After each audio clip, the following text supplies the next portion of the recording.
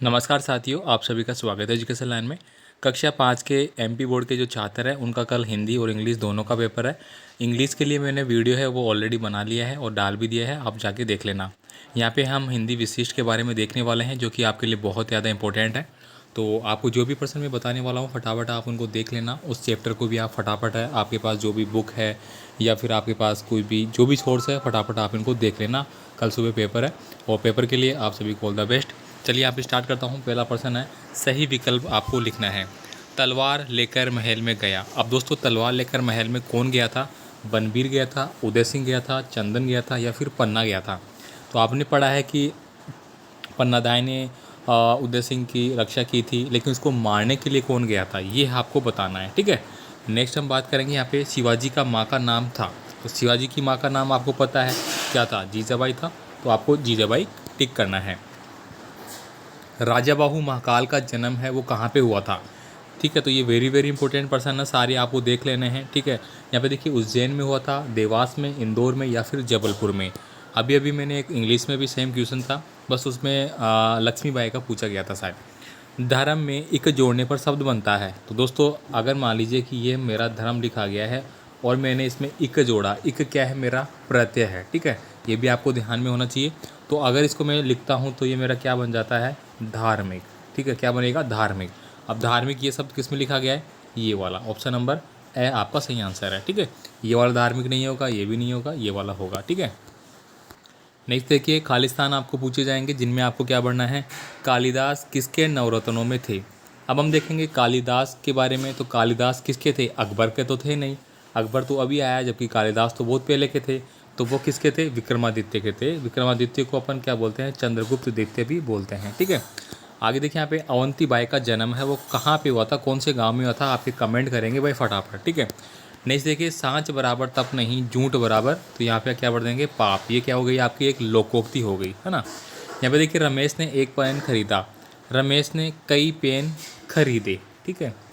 यहाँ पे क्या भरेंगे? खरीदे। अब एक पेन खरीदा है तो एक के लिए तो खरीदा हो गया, खरीदे कई है तो बहुवचन बन जाएगा, सीधी सी बात है। तो बहुवचन के लिए खरीदे हो जाएगा, ठीक है। यहाँ पे देखिए, दशहरे का मेला देखने कौन कौन गए? तो आपको बताना है 3 नंबर का एक क्वेश्चन, ठीक है। मालवा की धरती पर कौन कौन से राजा हुए हैं ये आपको बताना है। ये सारे दोस्तों आपकी पाठ की जो बुक है जो आपसे पूछे जाएंगे उन्हीं में से है, आप फटाफट इनको देख लेना भाई, ठीक है। इसके बाद देखिए, निम्नलिखित शब्दों का वाक्य में आपको प्रयोग करना है। देखिए दुर्लभ दिया गया है, दुर्लभ का मतलब क्या हो गया? मतलब काफ़ी मुश्किल से मिलना कोई चीज़, ठीक है।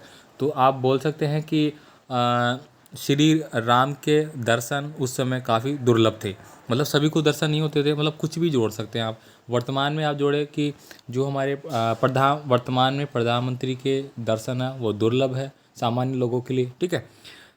गौरव, अब गौरव आप बता सकते हैं, गौरव नाम भी होता है और गौरव का मतलब वो है गर्व करना किसी पे, ठीक है। तो आप इसे लिख सकते हैं कि हमें अपने वीर जो शहीद लोग थे उन पे हमें गर्व और गौरव दोनों आप लिख सकते हैं। गौरव है या फिर राहुल पे मुझे गौरव है, या कुछ भी आप लिख सकते हैं। प्लेटफॉर्म, प्लेटफॉर्म आप जानते ही हैं, प्लेटफॉर्म कहाँ पे होता है? जहाँ पे रेलगाड़ी के स्टेशन होता है। तो आप लिख सकते हैं कि राम है, राम प्लेटफॉर्म नंबर 5 पर रेलगाड़ी या को पकड़ने के लिए, या फिर राम है वो प्लेटफॉर्म नंबर 3 पे खड़ा है, कुछ भी आप जोड़ सकते हैं अपने हिसाब से, ठीक है। निम्नलिखित मुहावरों का वाक्य में आपको प्रयोग करना है। 9 2 11 होना, 9 2 11 होने का मतलब क्या होता है? भाग जाना, ठीक है। क्या होता है? भाग जाना। अब आप वाक्य में कैसे प्रयोग करेंगे? पुलिस को आते देख चोर 9 2 11 हो गए, ठीक है। ऐसे आपको बनाना है। इसके बाद देखिए यहाँ पे अगला है चकरा जाना। चकरा जाना का मतलब क्या होता है? चकित होना, चकित जाना, ठीक है। यानी कि चकरा जाना, मतलब आप ऐसे बोल सकते हैं कि वही पुलिस वाला बोल सकते हैं कि पुलिस को, ठीक है, पुलिस को कमरे की तरफ आते देख उसमें जो बैठे व्यक्ति थे वो चकरा गए कि यार क्या बात हो गई, पुलिस इस तरफ कैसे आ गई। तो आप अपने हिसाब से कुछ भी बनाइए, आपको नंबर ज़रूर मिलेंगे। पीठ ठोकना, पीठ ठोकने का मतलब क्या होता है वो आप जानते ही हैं। अब इसका भी आप बना लेंगे। अब देखिए, निम्नलिखित शब्दों के विलोम शब्द लिखना है। विलोम शब्द आपको हिंदी में भी पूछते हैं और इंग्लिश में भी पूछे जाएंगे। सत्य, सत्य का आपको क्या लिखना है? असत्य, बस ए जोड़ देना है इसमें। प्रकाश, ठीक है। अब प्रकाश का मतलब क्या होता है? उजाला, ठीक है। तो प्रकाश का उल्टा हमें क्या बनेंगे? अंधकार, अंधकार, ठीक, अंधकार लिखना होगा हमें। यहाँ पे देखिए आशा, आशा का आप क्या भरेंगे, आशा दिया गया आपको तो आप भर देंगे निराशा। ठीक है, इस प्रकार से अपनी पाठ्य पुस्तक में किसी भी कविता की 4 पंक्तियाँ हैं वो आपको लिखना है। ठीक है, कोई भी आपकी पाठ्य पुस्तक में जो कविता दी गई थी उसको जो आपको याद है वो आप लिख सकते हैं। इसके बाद देखिए अगला क्वेश्चन जो होगा, आपको एक गद्यांश दिया जाएगा, उसको आपको पढ़ना है और पढ़ने पे जो क्वेश्चन पूछे जाएंगे उनका आंसर देना है। तो गद्यांश वाले पर्सन आपके एकदम से फोकट के क्वेश्चन मांगता हूँ मैं, तो आराम से उनका नंबर है वो ले सकते हैं, बस थोड़ा सा आपको दिमाग होना चाहिए। प्रत्येक राष्ट्र का एक अपना झंडा होता है, हमारे राष्ट्र का झंडा तिरंगा है, इसे हम राष्ट्रीय ध्वज भी कहते हैं। 3 रंगों वाले इस राष्ट्रीय ध्वज में सबसे ऊपर केसरिया मतलब राष्ट्रीय ध्वज के बारे में यहाँ पे विवरण किया गया है। अब यहाँ पे देखिए उपयुक्त गद्यांश का उचित शीर्षक क्या है, तो उचित शीर्षक क्या होता है, तिरंगा। तिरंगा आप लिख सकते हैं या फिर झंडा आप लिख सकते हैं। ठीक है, या फिर आप राष्ट्रीय प्रतीक भी लिख सकते हैं, आपका सभी आंसर सही होंगे। हमारे राष्ट्रीय ध्वज को तिरंगा क्यों कहते हैं, तो क्यों कहते हैं आप आराम से बता सकते हैं, क्योंकि हमारे राष्ट्रीय ध्वज में 3 रंगों का उपयोग है वो किया गया है, जिनमें ऊपर केसरिया रंग की पट्टी है, बीच में सफ़ेद रंग की है और नीचे हरे रंग की पट्टी है। ठीक है, ये आप बता सकते हैं।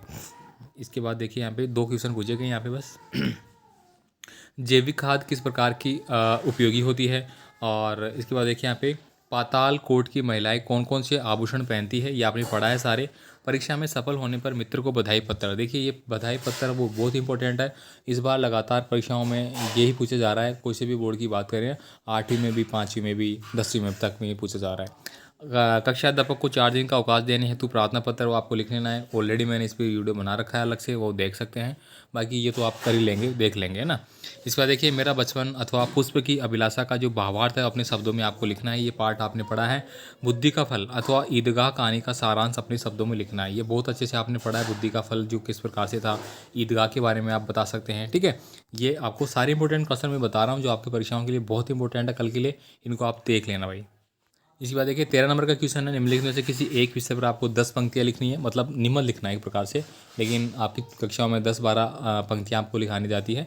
स्वतंत्रता दिवस पे आप लिख सकते हैं, ठीक है, कि हमारा भारत कब स्वतंत्र हुआ, किस प्रकार से स्वतंत्र हुआ। ठीक है, हमारी शाला ऐसी हो, शाला का मतलब क्या होता है, हमारा विद्यालय। ठीक है, विद्यालय के बारे में किस प्रकार से होना चाहिए। मेरा प्रिय वृक्ष पे आप लिख सकते हैं, स्वच्छता का महत्व आप बता सकते हैं, तो स्वच्छता पे आप आराम से बता सकते हैं कि हमें रेगुलर है वो साफ़ सफाई रखनी चाहिए, अपने घर को साफ़ सफाई रखनी चाहिए, आसपास साफ़ सफाई रखनी चाहिए, और डस्टबिन का उपयोग करना चाहिए। गीला कचरा अलग डस्टबिन में सब, और सूखा अलग में, ये सारी कुछ आप लिख सकते हैं। इसके बाद देखिए यहाँ पे कोष्टक में उचित तत्व चित्वा रिक्ता स्थान पूर्ति करनी है, तो यहाँ पे आप देख सकते हैं किस प्रकार से आपको करना है। ठीक है, हंस, तो हंस के बारे में आप क्या बताएंगे, श्वेत प्रसन्नानी, ये सारे आपको करने हैं। तो ये पूरा इंपॉर्टेंट क्वेश्चन पेपर मैंने बता दिया, ये पर्सन आपके एग्जाम में आपको मिलेंगे, इससे रिलेटेड आप पढ़ लेना फटाफट। मिलते हैं अगले वीडियो में अगले पेपर के साथ, जो कि आपका 27 तारीख को ईवीएस का है, ऑलरेडी मैंने बना लिया है, लेकिन और इंपॉर्टेंट पर्सनों के साथ मैं वीडियो आपको दे दूंगा। ठीक है, मिलते हैं, धन्यवाद।